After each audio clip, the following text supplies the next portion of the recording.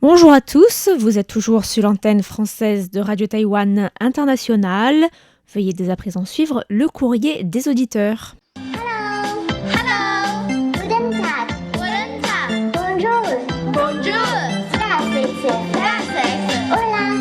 Hola. Konnichiwa. Konnichiwa. Xinjiao. Xinjiao. Sawadee-ka. Sawadee-ka. Bonjour à toutes et à tous, c'est François-Xavier Boulet Elisa Dufaux. pour le courrier des auditeurs de ce samedi, un courrier dans lequel bien sûr nous allons vous rappeler les concours et aussi répondre à vos questions. Oui, et on a beaucoup de questions aujourd'hui. Tout à fait. Alors la semaine dernière aussi il y en avait beaucoup, mais vu qu'on avait une invitée surprise avec la visite de Lucie Rivière, une ancienne stagiaire, on n'avait pas pu beaucoup répondre.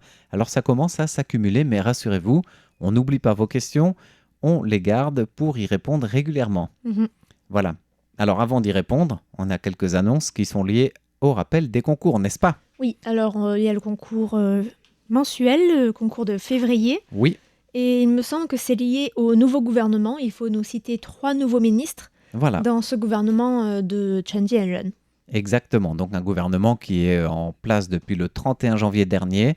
Il y a des nouvelles têtes, des nouveaux noms. À vous de nous citer 3 noms de nouveaux ministres dans ce gouvernement pour tenter de remporter un lapin en porte-clés.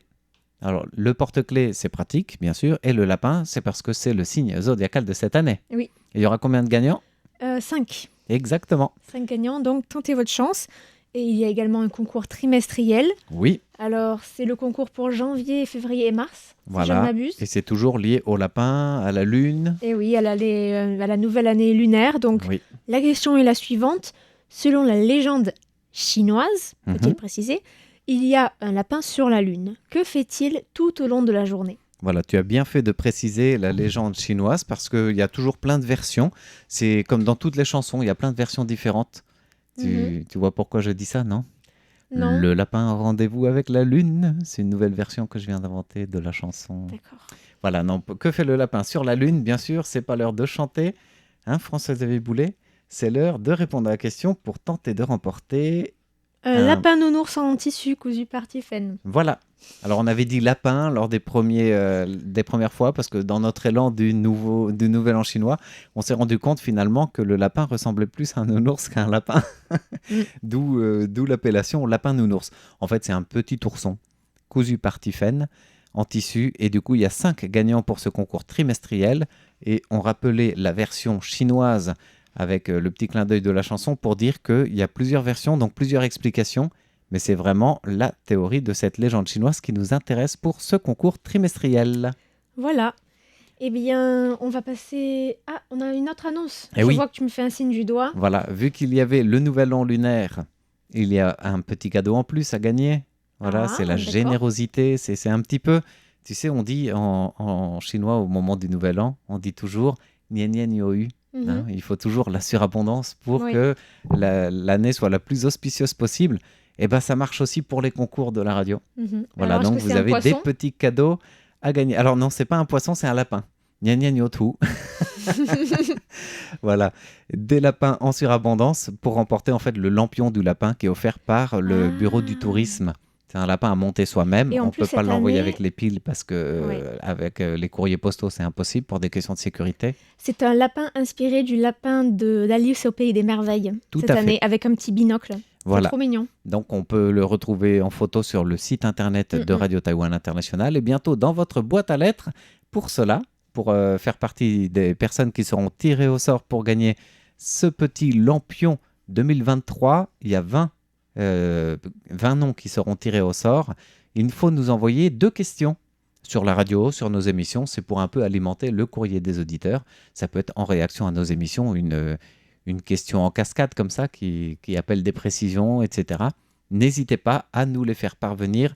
C'est jusqu'à la fin du mois de février, donc il vous reste 10 jours pour ce petit concours supplémentaire, j'allais dire. D'accord, eh bien, je vais essayer peut-être même participer moi-même, hein, parce que j'ai envie T'as de envie l'avoir, d'avoir le cette lapin petite lanterne.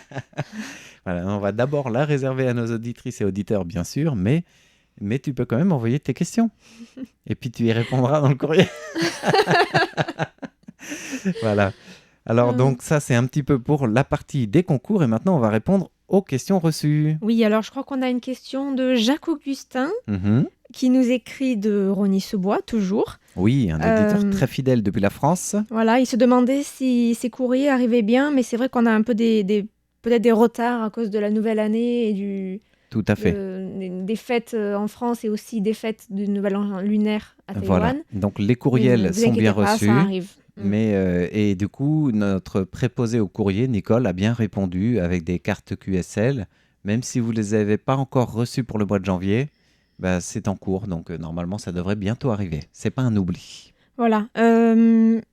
Mais sa question était... Jacques Augustin nous dit qu'il s'est intéressé aux vacances scolaires à Taïwan, qui sont bien différentes de la France. C'est vrai, oui. Et il se demande, côté éducation, est-ce que les parents ont recours plus souvent aux écoles privées pour un meilleur enseignement? Il se demande si c'est un peu comme ça à Taïwan. Ça, c'est une bonne question. C'est vrai qu'au niveau de l'enseignement du système éducatif, c'est tellement différent aussi qu'on ne peut pas comparer. Alors, bien sûr, il y a des établissements privés, des établissements publics à Taïwan, mais on ne peut pas faire la distinction comme on le ferait en France, par exemple, pour le système français. Et puis, sans doute, dans les autres pays dans lesquels vous nous écoutez, c'est encore différent. En tout cas, à Taïwan, la plupart le cursus ordinaire, j'allais dire, les gens vont choisir le système public a priori parce que on va parler après de la préscolarité qui est encore différent. Mais quand vous êtes dans l'école primaire, bien sûr c'est l'école obligatoire, donc vous êtes forcément normalement en théorie dans l'école du quartier. Donc c'est l'école publique rattachée à votre quartier. Par définition, vous avez une place obligatoire réservée pour vous là. Après, si vous choisissez un autre établissement, soit privé, soit public d'un autre quartier, il faut faire des demandes, des dérogations, etc. Mais le système fait que une fois que vous arrivez, alors pour le collège, c'est pareil que pour le primaire, vu qu'il n'y a pas d'examen d'entrée, c'est encore l'école obligatoire. Mais à la fin du collège, vous avez l'équivalent du brevet qui est très différent parce que c'est un examen non pas d'acquis des connaissances, mais plutôt d'intégration du lycée. Et les résultats des notes de cet examen vont aussi conditionner l'entrée dans quel lycée vous allez.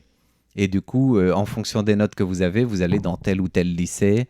C'est plus un lycée de quartier, mais c'est presque élitiste, j'allais dire, parce que les lycées sont classés comme ça par notes. Donc les meilleurs élèves vont tous vouloir aller dans un des lycées les mieux cotés, etc., etc. Même si le système est en train de changer, c'est très très long à mettre en place.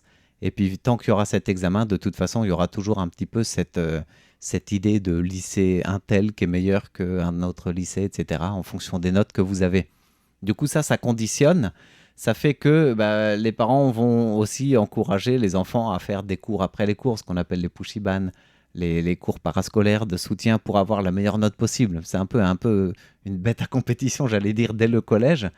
Alors pourquoi on parle de ça dans la question établissement public ou privé? C'est parce que les parents dont les enfants n'ont pas la note voulue, par exemple, imaginez, vous êtes noté, je crois, sur 36 points au total, pour toutes les matières confondues, c'est un barème assez spécial. Et si vous avez moins de 30 points, vous allez peut-être être dans un lycée dont le nom est plutôt médiocre ou moyen-moyen. Et du coup, vous n'avez peut-être pas envie que votre enfant fasse sa scolarité dans un lycée qui est moins bien coté. Et là, les Taïwanais, du coup, beaucoup vont se poser la question de mettre peut-être dans un lycée privé, en alternative en fait, si la note du gamin n'a pas été si bonne que ça, quoi. Donc si vous n'avez pas le lycée que vous avez visé dans vos premiers choix par rapport aux notes de cet examen, le système ou le cursus privé peut être une alternative. Sachant que l'enseignement privé n'est pas forcément choisi pour un meilleur enseignement ou un meilleur encadrement à Taïwan. En tout cas, ce n'est pas toujours le cas, quoi. Après, il y a certains lycées privés ou établissements privés, même déjà dès le collège, qui sont très très bien reconnus pour l'enseignement et l'accompagnement scolaire et éducatif pas à pas. Ça peut être des établissements chrétiens, des établissements bouddhistes ou des établissements privés hors confessionnels, mais qui sont très très bien encadrés aussi. Et là, les Taïwanais vont le choisir plutôt pour l'encadrement qui peut aller jusqu'à la fin des études du lycée, en fait. Voilà, mais il faut aussi pouvoir avoir le portefeuille qui accompagne, tout à fait. Les lycées privés, donc, sont plus chers. Oui, par exemple, pour le collège, un lycée privé ordinaire, donc même pas parmi les mieux cotés, va coûter entre 50 et 60 000 $ taïwanais par semestre. C'est-à-dire que ça fait À l'année, ça fait un peu plus de 100 000 $ taïwanais, c'est 3 mois, 3 SMIC. Quoi, un peu plus de 3 SMIC sur une année. 100 000 SMIC dollars taïwanais, taïwanais, c'est 3 000 euros, quoi. Voilà, à l'année. Pour un lycée privé, un collège privé, pardon. Le lycée, c'est encore un peu plus cher. Et ça, c'est vraiment de base, quoi. Après, ça peut aller beaucoup plus cher. Par exemple, si on prend l'équivalent de l'école européenne, du LIFT, qui ne sont pas des structures privées à proprement parler, mais qui sont des structures hors contrat, en fait, à Taïwan. Là, c'est, je crois, privé, 175 000 $ taïwanais par semestre pour le LIFT, qui est presque 2 fois moins cher que l'école européenne. Et on parle de semestre et pas à l'année. Donc, c'est 2 voire 3 fois plus cher que ce qu'on disait pour une structure privée de base, j'allais dire, à Taïwan. Sachant que le public, vous payez bien sûr un frais d'inscription et après, vous payez les frais de cantine ou s'ils mangent à l'école. Et il n'y a pas beaucoup plus. Voilà, il n'y a pas beaucoup plus de. Les uniformes, les. Ouais, l'uniforme, normalement, généralement, les gens le payent un peu trop grand pour la première année du collège pour que ça fasse les 3 ans. Il termine un peu trop petit en dernière année, mais il n'y a pas besoin d'en repayer tant que ça, quoi. Mais c'est vrai que c'est, mine de rien, l'uniforme, c'est 5 à 6 000 $ d'investissement la première année d'inscription, quoi. Sachant que, au total, tu dois payer... Faut pas le perdre ou le tâcher, hein. Oui, c'est ce que je dis à mes gamins. Par exemple, pour mon expérience personnelle, la première inscription en première année de collège au public, pour mon fils, on avait payé, je crois, entre 15 et 20 000 $ taïwanais pour un semestre. Et ça prenait les frais de restauration, donc de cantine, et aussi l'uniforme. Alors que, vous voyez, c'est 4 fois plus cher si c'est le privé, quoi. D'accord. Pour la même formule. Voilà, j'espère que ça répond bien à la question de Jacques Augustin, sachant que là, on ne va pas aborder toute la question de l'éducation supérieure pour l'université, les écoles, soit de commerce, soit d'ingénieurs, où c'est encore plus complexe, bien évidemment. Tout à fait. On a aussi une question de Paul Jamet. Oui. Qui nous a posé 2 questions. Une par rapport au Quad, le dialogue quadrilatéral pour la sécurité, donc qui réunit l'Australie, l'Inde, le Japon et les États-Unis. C'est un dialogue qui est une initiative du Japon, lancée en 2007. D'accord. Et c'est un dialogue pour un petit peu contrer l'influence de la Chine dans la région Indo-Pacifique. Et en fait, Paul Jamet nous demandait que pensent les Taïwanais du Quad et jusqu'où ira le Quad si la Chine met ses menaces de réunification à exécution. Alors bon, déjà, c'est difficile de connaître l'opinion des Taïwanais par rapport à ce dialogue. Il n'y a pas de sondages qui sont faits sur ça, donc je peux tout simplement pas répondre à cette question. En plus, c'est un dialogue qui est à 2 niveaux, non ? Il y a un niveau vraiment entretien stratégique ou dialogue, discussion... presque diplomatique ou politique en tout cas de ces États, mais il y a un dialogue sur le plan de la défense et militaire aussi, non ? Parce qu'ils ont des entraînements conjoints. Oui, en fait ça fait pas partie du dialogue, ce sont des manœuvres militaires qui peuvent être parallèles. D'accord, je crois que c'était ça fait pas partie du dialogue. Quad. Le dialogue, c'est vraiment simplement un dialogue, et donc justement ces 4 pays par exemple vont se réunir pour plaider pour la formule un Indo-Pacifique libre et ouvert. Donc, par exemple, la navigation, liberté de navigation en mer de Chine du Sud et en mer de Chine orientale. Oui. Et aussi pour un ordre maritime qui soit basé sur le droit international dans ces espaces-là. D'accord. Mais voilà, il n'y a pas de vocation à agir militairement en cas d'agression. Ce n'est pas un système comme l'OTAN où s'il y a un membre qui est attaqué, les autres doivent défendre ensemble. Oui. C'est vraiment, donc si la Chine envahit Taïwan, par exemple, le Quad ne va rien faire. Parce qu'il n'a tout simplement pas vocation à agir militairement, c'est simplement un dialogue. Quelque chose, un dialogue diplomatique, en fait. Mais qui peut vraiment, effectivement parler des questions de stratégie. Et si vous suivez nos actualités, j'allais dire récentes et moins récentes, depuis un petit peu plus d'1 an, il me semble que le vice-président actuel, donc William Lai Ching-te, qui est aussi le président du DPP aujourd'hui, il avait fait une demande où il avait fait part du souhait de Taïwan de rejoindre le Quad lorsqu'une délégation américaine était venue. C'était en mars 2022, donc c'est pas si lointain que ça en fait. Ça montre c'est pas l'opinion des Taïwanais au niveau de la société, mais ça montre que Taïwan s'intéresse aussi au quad, en fait. Voilà. Et Paul Jamet nous demandait aussi de quelle écoute bénéficie RTI dans les pays du Quad et également en Chine. Bon, ça, c'est vraiment difficile à... Oui. C'est une question qui est très difficile à répondre. On ne peut pas Tout à vraiment savoir, puisque ce on sont diffuse des dans gens ces courtes, régions. Donc, on diffuse, mais voilà. Voilà. Et quand on diffuse vers la Chine, on doit aussi changer régulièrement de fréquence parce que c'est censuré. C'est un peu le jeu du chat et de la souris. Pas facile à dire ça à l'antenne. Le jeu du chat et de la souris, c'est-à-dire qu'on a des auditeurs-moniteurs en Chine qui nous disent quand une fréquence a été repérée et censurée par le gouvernement, on change de fréquence et après eux font le relais auprès des auditeurs, etc. Mais après, savoir combien de personnes écoutent, c'est difficile. Pour le service français, on a des auditeurs du Japon. On a déjà reçu des rapports d'écoute d'Australie aussi. D'Inde, régulièrement, on a des auditeurs. Il y a même un club d'auditeurs pour le service anglais qui écoute aussi les émissions en français. Donc ça peut donner une idée de dire que oui, on est entendu et on est diffusé jusque dans ces pays du Quad. Mais alors, à quel niveau et combien d'auditeurs, c'est impossible à répondre, comme tu disais. Oui. Et ensuite, il y avait aussi une question par rapport aux relations économiques avec la Chine. Paul Jamet disait que le Taïwan était le premier partenaire économique de la Chine. Et alors qu'en fait, c'est le contraire. C'est la Chine qui est le premier partenaire économique de Taïwan. Oui. Mais Taïwan n'est pas le premier partenaire économique de la Chine. Ce sont les États-Unis, suivi ensuite du Japon.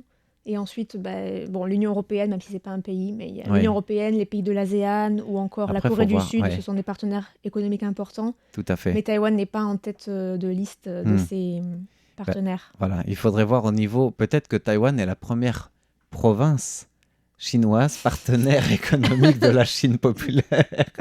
Je ne sais pas comment ils font leur classement, mais... Et encore, oui. Bien vu, bien vu.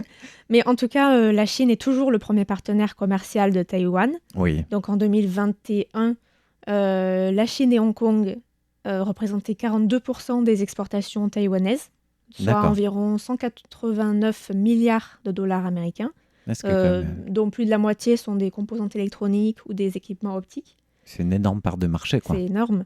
Et les États-Unis représentaient 15%, donc 65,7 milliards. D'accord. Et ensuite, il y a aussi la région d'Asie du Sud-Est. Alors là, ce n'est pas un seul pays, mais bon, plusieurs, qui représentent 70 milliards à eux ensemble. Voilà, mais il faut quand même dire que c'est une relation qui est interdépendante. Donc la Chine a effectivement besoin des entreprises taïwanaises d'électronique notamment, d'autant plus qu'il y a un boycott maintenant américain sur la vente d'équipements, par exemple, ou la vente de puces électroniques. Oui.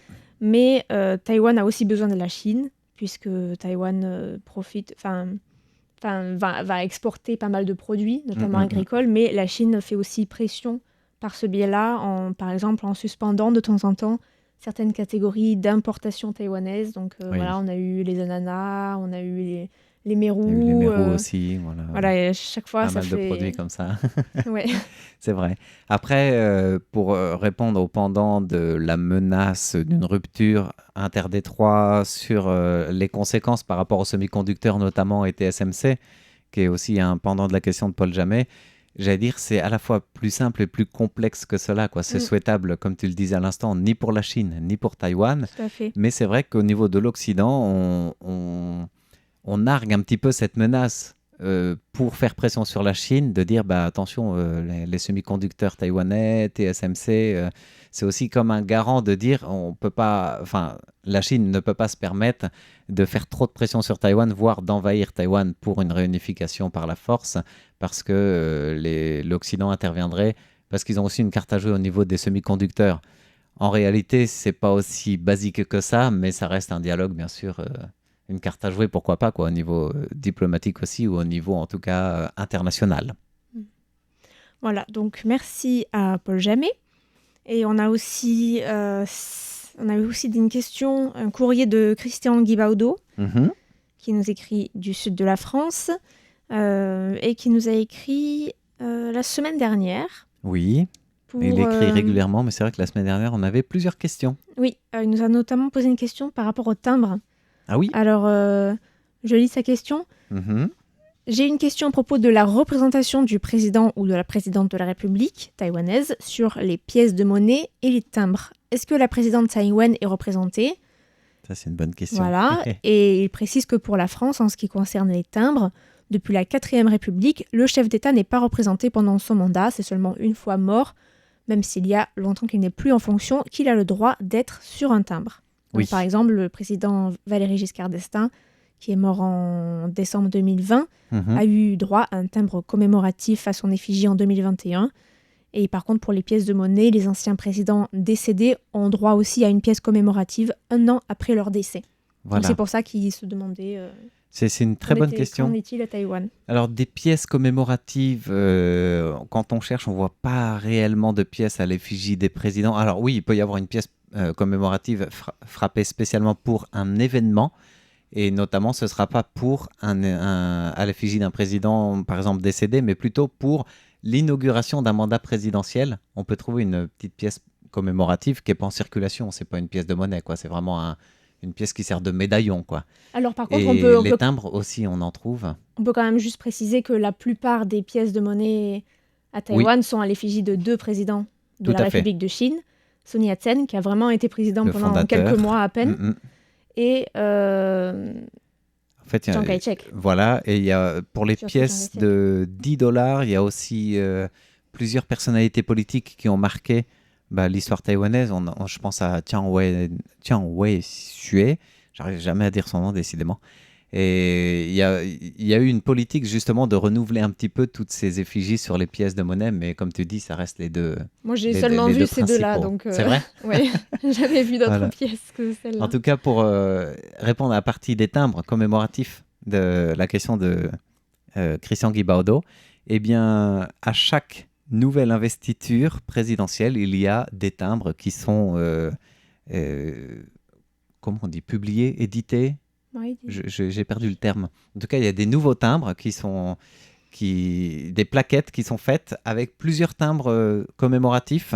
Par exemple, vous pouvez les voir en illustration du courrier des auditeurs sur notre site internet. C'est pas que un seul timbre à l'effigie du nouveau président, parce que c'est un ticket présidentiel à Taïwan. Donc c'est président et vice-président. Et du coup, c'est un timbre commémoratif de la 14e édition ou 15e édition des présidents, vice-présidents de la République de Chine. Alors là, j'avoue que j'ai pas fait attention, mais la dernière fois que je suis allée à la poste, Oui. j'ai vu un tableau de timbres spéciaux à l'effigie de Lee Dong-hui. Voilà. Et Alors j'ai ça, pas vu de j'allais vice-président, venir. pardon, par contre. C'est normal, j'allais y venir juste après, mais là, je parlais des timbres commémoratifs pour l'investiture présidentielle. D'accord. Et c'est des timbres à valeur, c'est pas des timbres qui sont mis en circulation comme ça très facilement. Il y a plusieurs valeurs de timbres. Ça va de $8 taïwanais, c'est-à-dire un courrier lent, ordinaire, à l'échelle taïwanaise, nationale. Et puis, ça peut aller jusqu'à $15 taïwanais pour un courrier, un affranchissement normal, et jusqu'à $35 taïwanais pour un courrier plus rapide, voire un courrier un peu plus... un colis, quoi. Petit colis. Oui, Mais, un petit colis, alors. Tout petit, pardon. Oui, c'était peux plutôt pas un envoyer pli de grand-chose. 4 feuilles à 4, voilà. Mais, et du coup, ça, ce sont les timbres à l'effigie des présidents, vice-présidents élus. Donc, c'est D'accord. frappé par la poste à l'occasion de l'inauguration présidentielle. Voilà, donc à chaque nouveau mandat, il y a un nouveau timbre. Et quand le président est réélu, ça avait été le cas de Chen Shui-bian, de Ma Ying-jeou, puis maintenant de Tsai Ing-wen, il y a un nouveau timbre aussi pour le 2e mandat. Même si le vice-président ne change pas forcément à chaque fois, même s'il a souvent changé, sauf sous Chen Shui-bian, il y a un nouveau timbre pour marquer un peu ce nouveau mandat.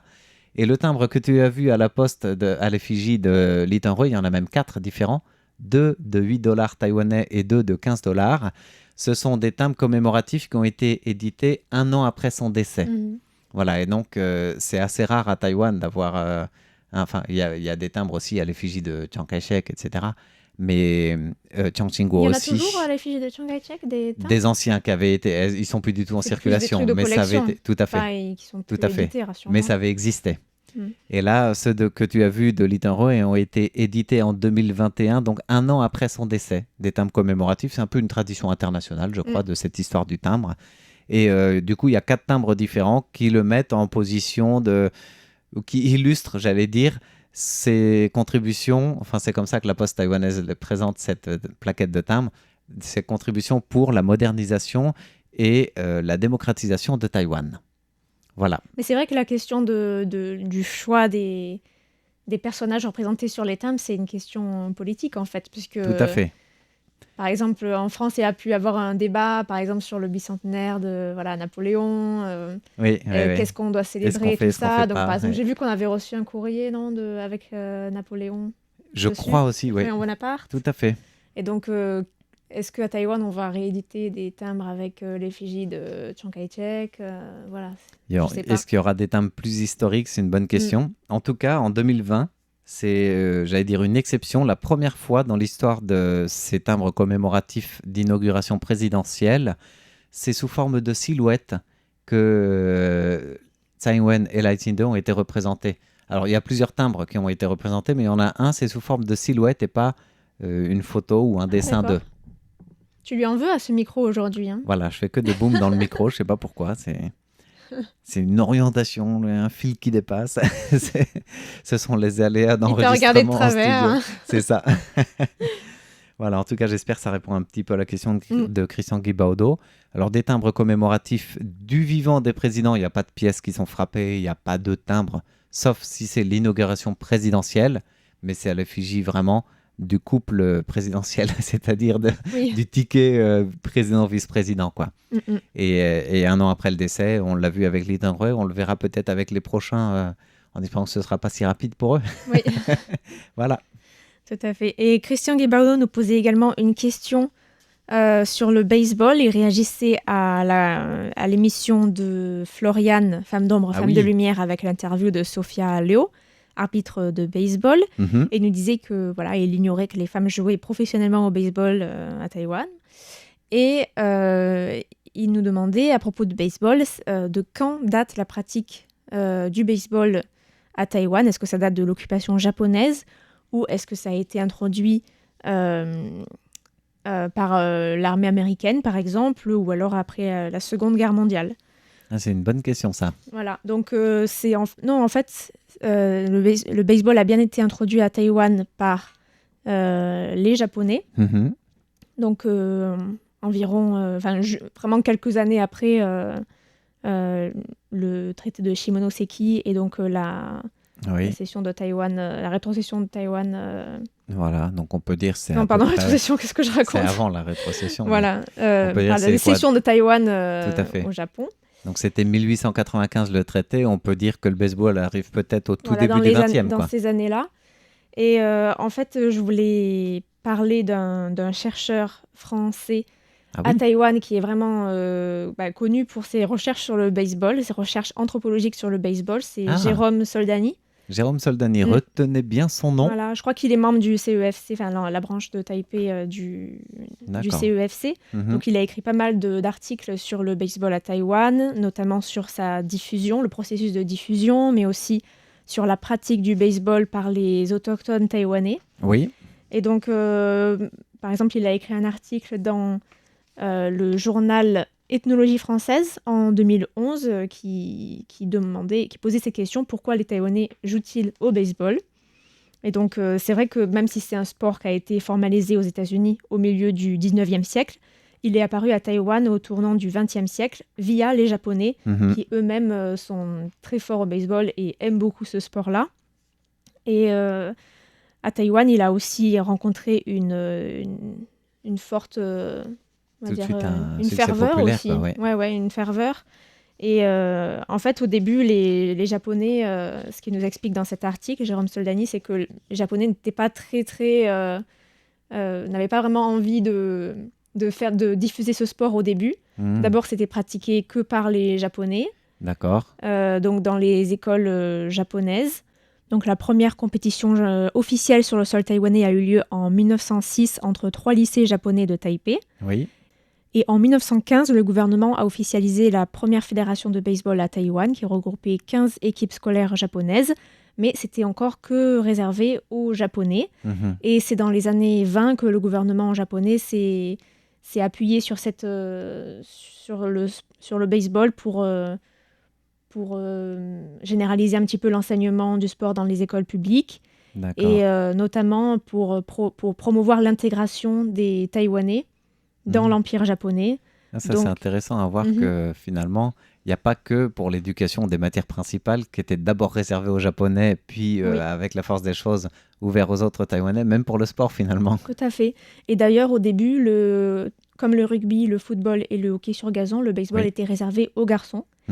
Et en 1921, il y a eu la fondation de l'équipe de Nungao, qui était composée exclusivement d'aborigènes Amis du district de Hualien, à l'initiative d'un Han qui avait obtenu, bien sûr, le soutien préalable des autorités japonaises. D'accord. Voilà. Et donc, cette formation a fait une tournée triomphale, apparemment, nous dit Jérôme Soldani, en 1925 au Japon, et qui a permis à 4 de ses membres de rejoindre un lycée à Kyoto, par exemple. Donc, c'était aussi un instrument d'ascension scolaire et sociale. C'est intéressant, ça. Oui, c'est très intéressant.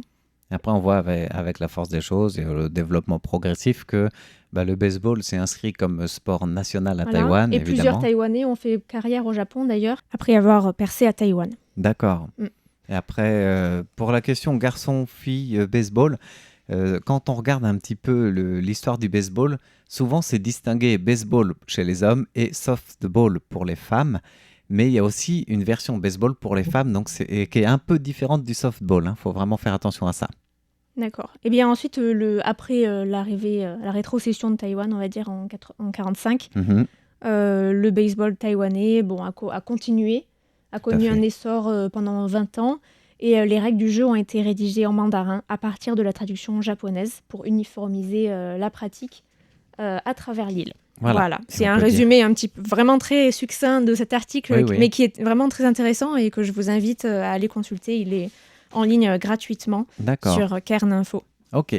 Et on peut conclure en rappelant que Taïwan, nation de baseball sur la scène internationale, parce que tous les ans, depuis plus de 20 ans maintenant, Taïwan est dans le top 5 mondial du baseball pour le classement des hommes et chez les femmes, même un peu mieux parfois. Voilà. Merci à Christian Kibaudo pour sa question et n'hésitez pas à nous en envoyer. Oui. Et on vous dit à la semaine prochaine pour un prochain courrier. Bye bye. Bientôt. Hello. Guten Tag. Bonjour. 谢谢。